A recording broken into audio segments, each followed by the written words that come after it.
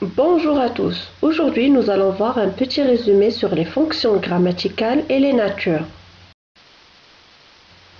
En général, quand on a une réponse à qu'est-ce que c'est qu'un élément, comment ça s'appelle, là on est sur une nature. Mais quand on cherche à savoir à quoi ça sert, là on parle d'une fonction. Commençons par une définition de la classe grammaticale d'un élément ou une nature. C'est l'espèce à laquelle il appartient. La nature d'un élément ne change jamais, quelle que soit sa place dans la phrase.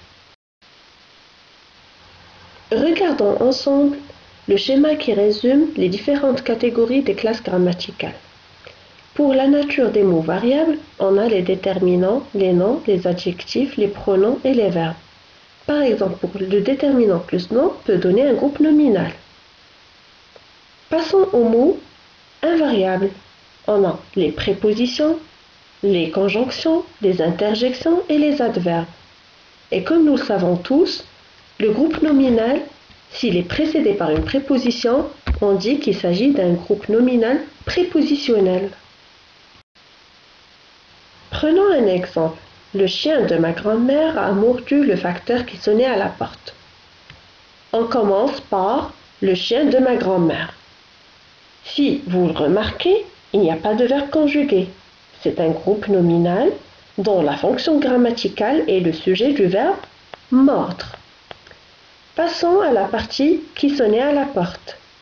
Si vous remarquez, il y a un verbe conjugué. Donc, c'est une proposition. C'est une proposition subordonnée relative, dont la fonction grammaticale est complément du nom antécédent facteur.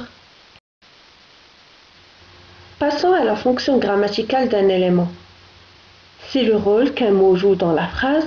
Selon sa place, il peut occuper différentes fonctions. Donc, il peut en avoir plusieurs. Dans ce schéma, nous allons voir les différentes fonctions grammaticales.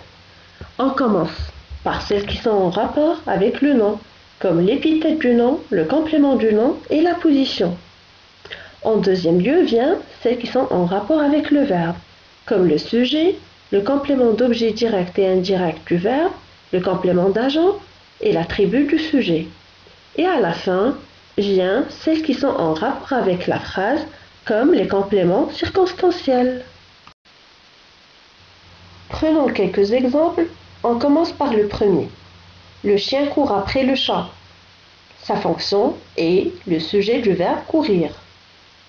Le deuxième exemple, Barnabé appelle le chien pour aller faire une promenade. La fonction du chien est un complément d'objet du verbe appeler. Allons voir le dernier exemple. C'est le chien qui a mordu mon frère. La fonction du chien est un attribut du sujet de C. Je vous remercie de votre écoute et à très bientôt.